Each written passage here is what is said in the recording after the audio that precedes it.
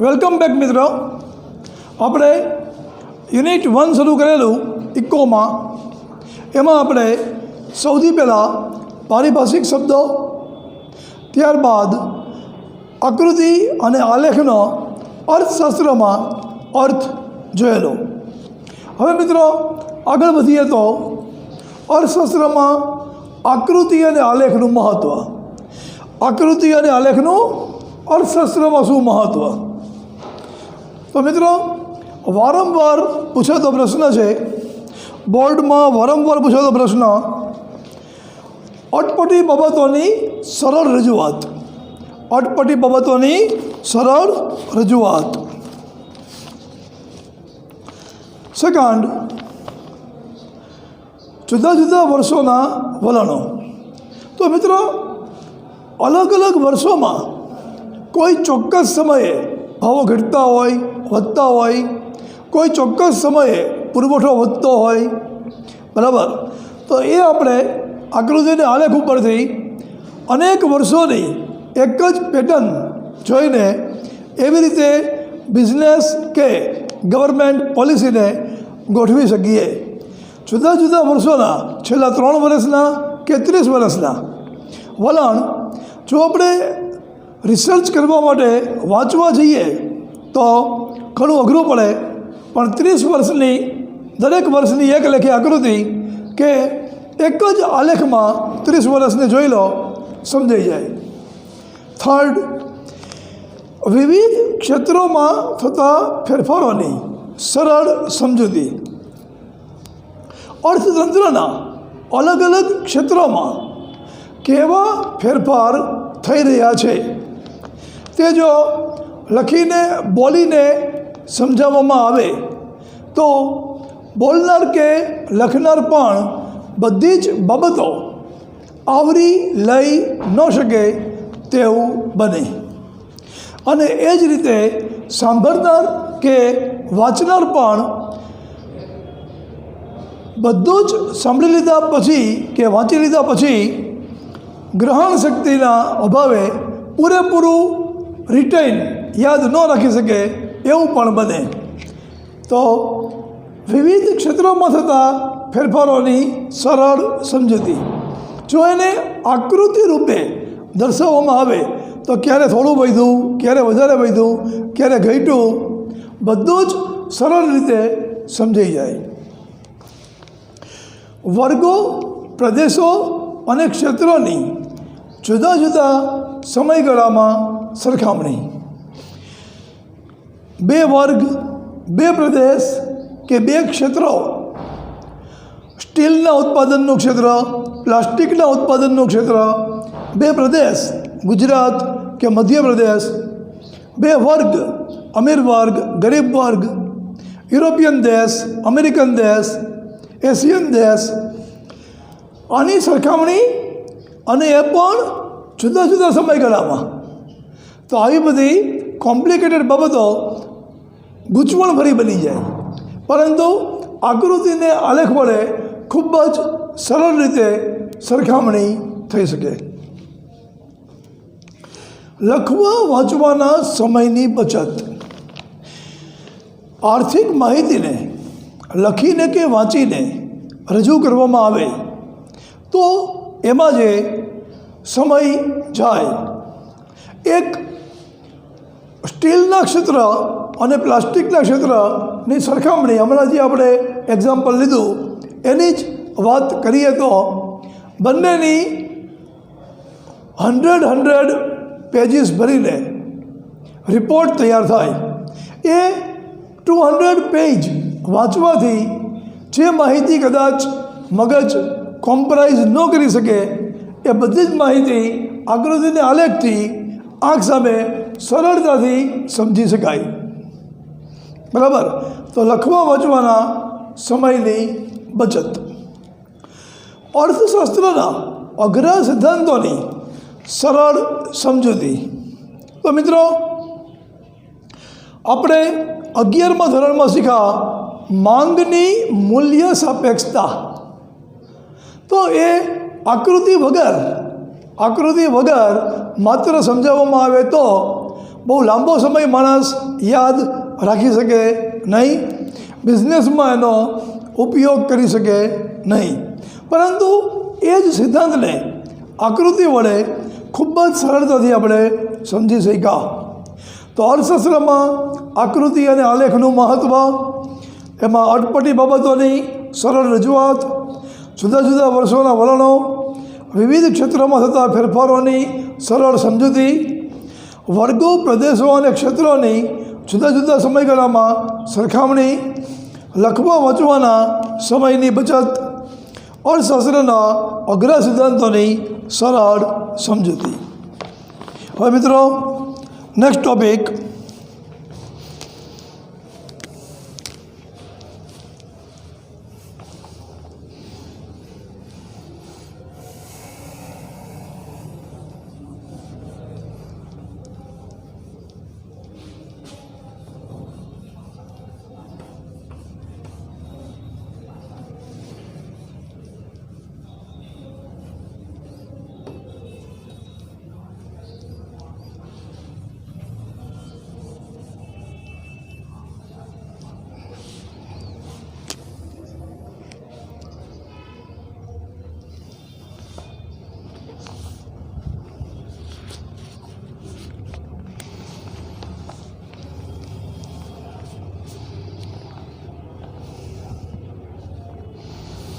હવે નેક્સ્ટ, આકૃતિ અને આલેખ દોરતી વખતે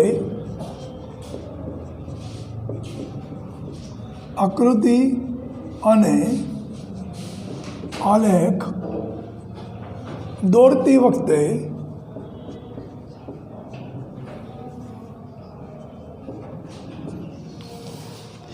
ધ્યાનમાં રાખવાની બાબતો, ધ્યાનમાં રાખવાની બાબતો. આકૃતિ અને આલેખ દોરતી વખતે ધ્યાનમાં રાખવાની બાબતો. ફર્સ્ટ,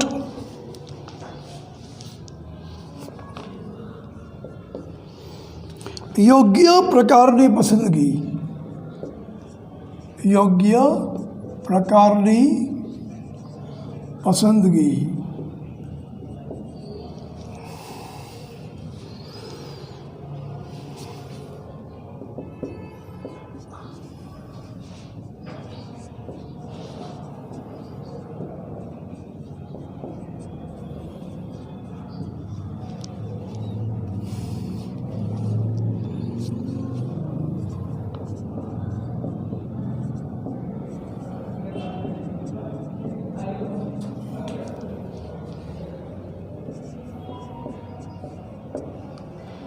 સેકન્ડ, સ્પષ્ટતા.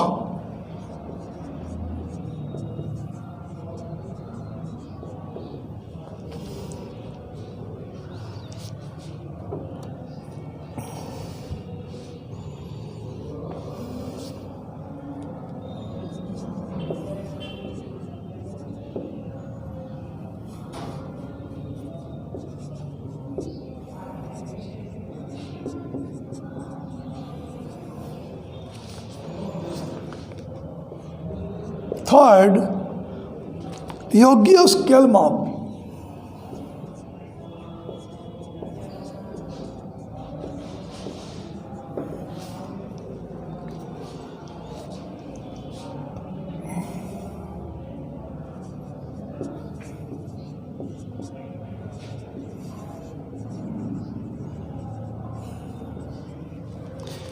ફોર્થ,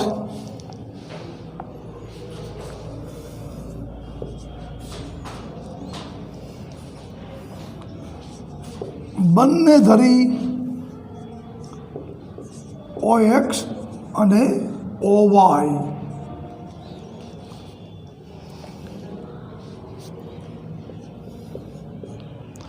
આંકડાકીય માહિતીનો સ્ત્રોત.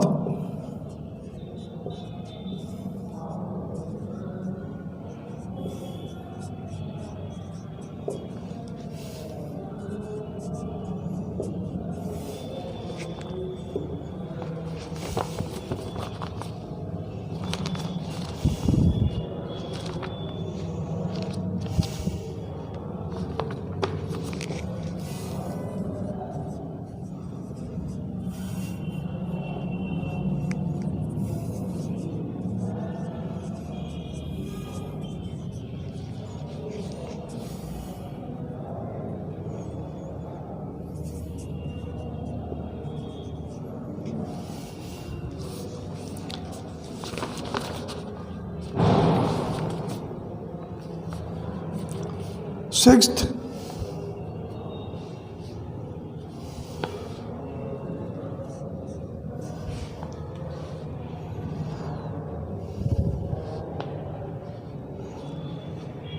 ગણતરીની રીત.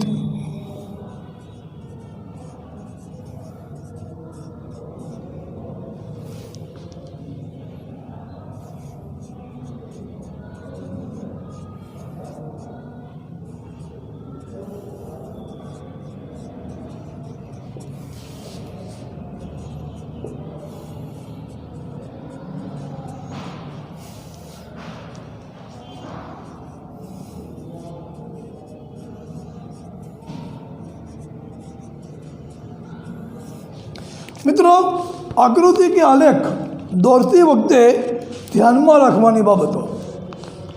અર્થશાસ્ત્રમાં આકૃતિ કે આલેખના જે કંઈ ફાયદા આપણે જોયા, અર્થશાસ્ત્રમાં આકૃતિ કે આલેખના જે કોઈ ફાયદા જોયા, મિત્રો એ ફાયદા ત્યારે જ મળે કે જ્યારે આટલી બાબતો ધ્યાનમાં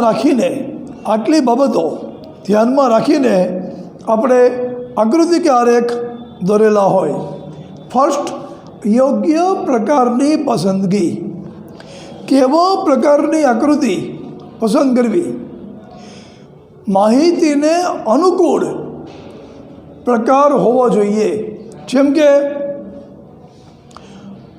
કોઈ એક સ્કૂલોમાં બોયઝ કેટલા, ગર્લ્સ કેટલા, એમાંથી ઇંગ્લિશ મીડિયમમાં કેટલા, ગુજરાતી મીડિયમમાં કેટલા. જો આવી એક માહિતી આપવી હોય તો વિભાજિત સ્તંભાકૃતિ યોગ્ય પ્રકારની રહે. દરેક વર્ષમાં 4 સ્તંભ આપવામાં આવશે.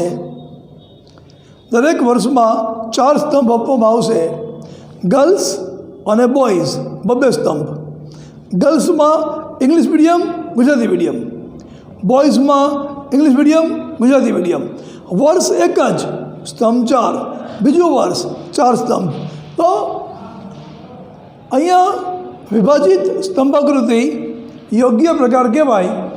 એ જ રીતે કોઈ એક માહિતીની અંદર બીજી માહિતીઓ દર્શાવવી હોય ત્યારે વૃત્તાંશ આકૃતિ વધારે યોગ્ય કહેવાય. જેમ કે ભારતીય અર્થતંત્રમાં કયા ક્ષેત્રનો કેટલો ફાળો, એ માટે વૃત્તાંશ આકૃતિનું સર્કલ અને પછી કૃષિ, ઉદ્યોગ અને સેવા એમ 3 પાર્ટ વર્તુળના પાડીને દર્શાવી શકાય. તો યોગ્ય પ્રકારની પસંદગી જરૂરી બને છે. શા માટે? તો જ આપણે આકૃતિને આલેખના જે કંઈ ફાયદા લાભ જોયા તે મેળવી શકીએ. આકૃતિને આલેખ દોરતી વખતે ધ્યાનમાં રાખવાની બાબતો. સેકન્ડ પોઈન્ટ, સ્પષ્ટતા. મિત્રો, જોનારને પહેલી જ નજરે સમજાઈ જાય એવી રીતે અલગ અલગ શેડ અને અલગ અલગ કલર રાખવા જોઈએ. જેમ કે આપણે એક્ઝામ્પલ લીધું એમ, કોઈ સ્કૂલોમાં બોયઝ કેટલા, ગર્લ્સ કેટલા, એમાંથી ઇંગ્લિશ મીડિયમ કેટલા, ગુજરાતી મીડિયમ કેટલા. તો નીચે આકૃતિની નીચે બોયઝ માટેના સ્તંભનો આ કલર, ગર્લ્સ માટેના સ્તંભનો આ કલર, અને પછી ઇંગ્લિશ મીડિયમ, ગુજરાતી મીડિયમ માટે અલગ અલગ શેડ. બરાબર? એ જ કલરનો લાઇટ, ડાર્ક. બરાબર? તો એવી રીતે એકદમ સ્પષ્ટ જોઈને તરત સમજાઈ જાય કે ભાઈ શેમાં સંખ્યા વધુ છે, શેમાં સંખ્યા ઓછી છે, કયા વર્ષે સંખ્યા વધારે હતી, કયા વર્ષે સંખ્યા ઓછી હતી, એ બારની ઊંચાઈથી સમજાઈ જાય. પણ એ માટે શેડ અને કલર અલગ અલગ હોવા જોઈએ. થર્ડ, યોગ્ય સ્કેલ માપ. તો મિત્રો, સ્કેલ માપ આપણે 6થા ધોરણથી આકૃતિ આલેખ દોરી છે. 1 ઇંચ બરાબર આટલા કિલોમીટર ને એવું બધું. હવે સ્કેલ માપ યોગ્ય હોવું જોઈએ. તમે નોટબુકમાં આકૃતિ દોરતા હોય તો એ નોટબુકના પન્નામાં સમાઈ જાય એ માટે તમારે નાનું સ્કેલ માપ લેવું જોઈએ. આકૃતિ નાની બને એવી રીતે સ્કેલ માપ લેવું જોઈએ. એ જ રીતે તમે એક્સેલમાં આકૃતિ બનાવતા હોય, એક્સેલમાં તમે આકૃતિ બનાવતા હોય તો કોમ્પ્યુટરના લેપટોપના સ્ક્રીનમાં સમાઈ જાય એવું તમારે સ્કેલ માપ રાખવું જોઈએ. બરાબર. OX અને OX આડી ધરીને OX કહેવાય, ઊભી ધરીને OY કહેવાય. OX અને OY બંનેની ઉપર યોગ્ય માહિતી દર્શાવવી જોઈએ.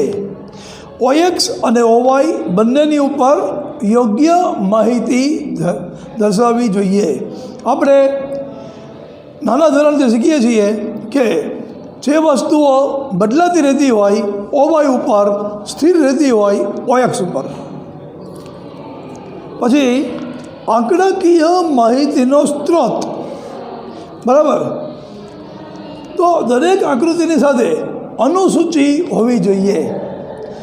દરેક આકૃતિની સાથે જે આંકડાકીય માહિતી ઉપરથી આકૃતિ રચાય છે એ માહિતી અનુસૂચિના રૂપે આકૃતિની બાજુમાં દર્શાવવી જોઈએ. દરેક આકૃતિની સાથે આંકડાકીય માહિતીની અનુસૂચિ હોવી જોઈએ. અને અનુસૂચિમાં દર્શાવેલા આંકડા, ફિગર્સ ક્યાંથી મેળવો, ડેટા ક્યાંથી મેળવો એનો સ્ત્રોત પણ લખવો જોઈએ, જેથી કરીને એ આકૃતિના આધારે પ્લાનિંગ, આયોજન કરનારા, નિર્ણય લેનારા એ સ્ત્રોતની વિશ્વસનીયતા પ્રમાણે નિર્ણય લઈ શકે. તો અનુસૂચિ દર્શાવવી જોઈએ અને એની સાથે એ અનુસૂચિના આંકડા ક્યાંથી આવ્યા એ પણ દર્શાવવું જોઈએ. પછી ગણતરીની રીત. જ્યારે એક કરતાં વધારે પદ્ધતિઓ અમલમાં હોય, જ્યારે એક કરતાં વધારે રીત અમલમાં હોય, જેમ કે આપણે 11મા ધોરણમાં રાષ્ટ્રીય આવક ગણવાની 3 રીત જોઈ. આપણે 11મા ધોરણમાં રાષ્ટ્રીય આવકની ગણતરીની 3 રીતો જોઈ. તો અલગ અલગ રીત હોય ત્યારે આકૃતિની નીચે કઈ રીતનો ઉપયોગ કરીને આકૃતિ દોરવામાં આવી છે એ પણ દર્શાવવું જોઈએ. તો મિત્રો, આકૃતિ અને આલેખ દોરતી વખતે ધ્યાનમાં રાખવાની બાબતો: ફર્સ્ટ, યોગ્ય પ્રકારની પસંદગી. સેકન્ડ, સ્પષ્ટતા. થર્ડ, યોગ્ય સ્કેલ માપ. ફોર્થ, બંને ધરી. ફિફ્થ, આંકડાકીય માહિતીનો સ્ત્રોત. અને સિક્સ્થ, ગણતરીની રીત. આગળ વધીએ તો આકૃતિના પ્રકારો.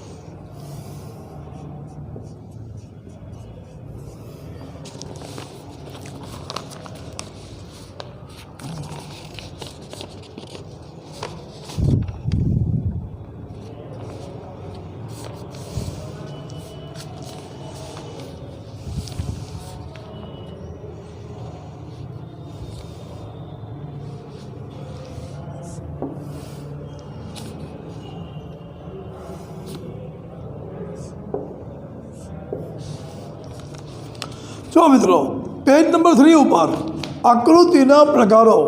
એક તો ચિત્રાકૃતિ, પિક્ટોગ્રાફ. કોઈ એક પિક્ચર આપેલું હોય, ચિત્ર આપેલું હોય અને એના દ્વારા કોઈ પરિસ્થિતિનું સૂચન થતું હોય. બિંદુઓ અને વિકર્ણ, અલગ અલગ બિંદુઓ આપેલા હોય, છુટ્ટી લાઈન આપેલી હોય અને એના દ્વારા કોઈ માહિતીનું નિરૂપણ થતું હોય. જુઓ પેજના એન્ડમાં લખેલું છે કે આપણા કોર્સમાં 3 વસ્તુઓ છે. જો પેજ નંબર 3ની લાસ્ટ લાઈન જુઓ. આ વિભાગમાં આપણે સમય આધારિત રેખાકૃતિ, સ્તંભાકૃતિ અને વૃત્તાંશ આકૃતિ વિશે સમજૂતી મેળવીશું. એટલે આ બધામાંથી આપણા કોર્સમાં આ 3 છે એમ સ્પષ્ટ લખેલું છે. તો સમય પર આધારિત રેખા જે તમે નાના ધોરણથી દોરતા આવો છો. એક તમે સ્કેલ માપ લઈને ફૂટપટ્ટી મૂકીને બિંદુ દોરો છો અને પછી બિંદુઓને જોડીને રેખા બનાવો છો. સમય પર આધારિત રેખા. વર્તુળ આકૃતિ, બરાબર. કોઈ એક વર્તુળ પણ એ આ વૃત્તાંશ આકૃતિની જેમ એના અંશ પ્રમાણે ભાગ પડેલા ન હોય, એને કહેશું વર્તુળ આકૃતિ. સ્તંભાકૃતિ, અલગ અલગ સ્તંભ દ્વારા. હમણાં જે આપણે બોયઝ ગર્લ્સવાળું એક્ઝામ્પલ લીધું, કોઈ સ્કૂલમાં કેટલી સંખ્યા, બોયઝ કેટલા, ગર્લ્સ કેટલા, એમાંથી ઇંગ્લિશ મીડિયમ કેટલા, ગુજરાતી મીડિયમ કેટલા, તો એ સ્તંભાકૃતિ. અને પછી હમણાં જે આપણે રાષ્ટ્રીય આવકમાં અલગ અલગ ક્ષેત્રોનો ફાળાનું એક્ઝામ્પલ લીધું, તો એક સર્કલની અંદર અલગ અલગ અંશ દ્વારા 3 ભાગને દર્શાવ્યા હોય, કૃષિ, ઉદ્યોગ અને સેવા, તો કહેશું વૃત્તાંશ આકૃતિ. તો આપણે આપણા કોર્સ મુજબ સમય પર આધારિત રેખા, સ્તંભાકૃતિ અને વૃત્તાંશ આકૃતિ આ 3 આમાંથી શીખવાના છીએ. બરાબર. આવતા લેક્ચરમાં આપણે સમય પર આધારિત